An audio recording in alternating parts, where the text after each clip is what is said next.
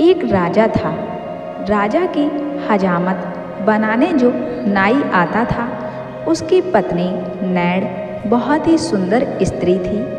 एक बार वजीर ने नायन को देखा तो वह देखता ही रह गया।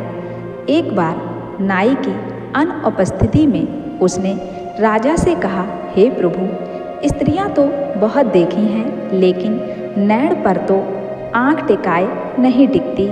उसे तो आपकी सेज पर होना चाहिए। राजा तो स्वभाव से ही सामंत वृत्ति का था।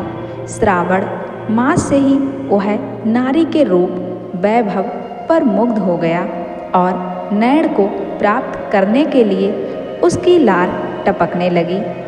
वजीर ने उसे परामर्श दिया, महाराज, नाई को कहीं बाहर भिजवा सकें तो उसकी अनुपस्थिति में नैण को फुसलाया जा सकता है।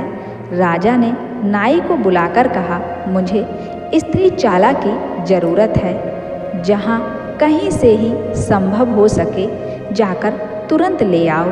तुम्हारी क्षमता तथा वफादारी पर मुझे पूरा भरोसा है। नाई बेचारा सीधा साधा था।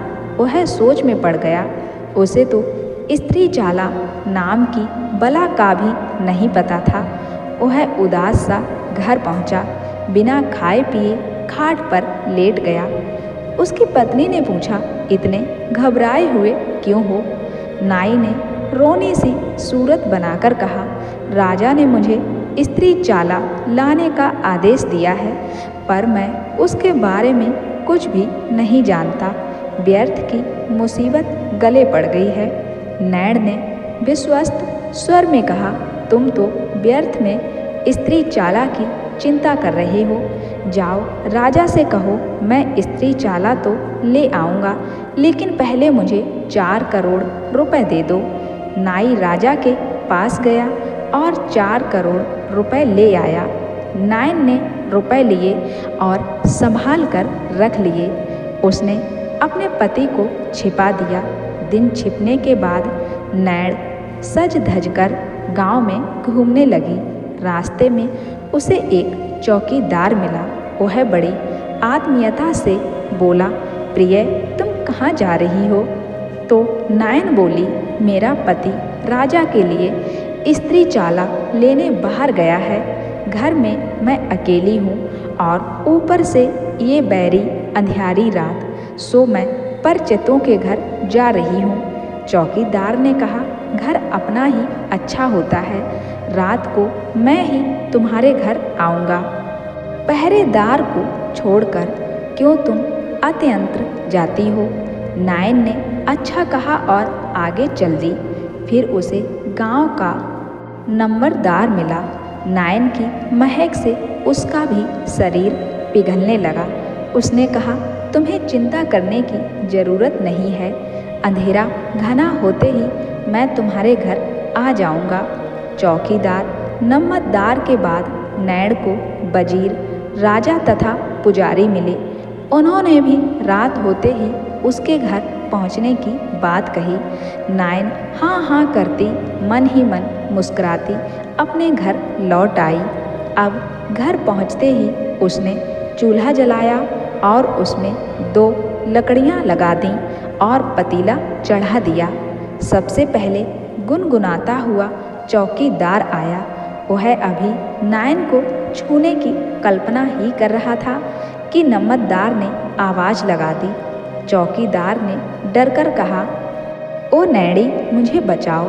नायन ने उसे उल्टी घघरी पहनाकर दाल पीसने बिठा दिया। नम्मतदार के बाद वजीर आया तो नम्मतदार ने कहा, ओ नैणी, मुझे बचाओ, मेरी तो इज्जत खतरे में है। नायन ने उसका द्यूट बनाया और उसके ऊपर लैंप रख दिया। इसी प्रकार अभी वजीर अंदर आया ही था कि राजा आ गया। वजीर के अनुनय विनय करने पर नायन ने उसका मुंह मिट्टी से लीप दिया और उसे अलमारी में बिठा दिया। अभी राजा नायन से प्रेम भरी बातें करने ही लगा था कि बाहर से पुजारी की आवाज़ आ गई। राजा गिड़गिड़ाया, नैणी, मेरी साख खतरे में है। नारी की माया अपरंपार है, तू ही मुझे बचा सकती हो।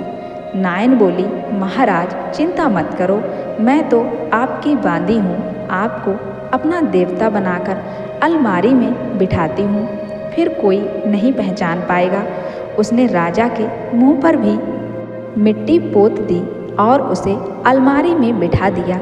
अंत में पुजारी का आगमन हुआ। उसने अलमारी में बैठे लोगों को देख लिया और पूछा, ये कौन लोग हैं कन्या?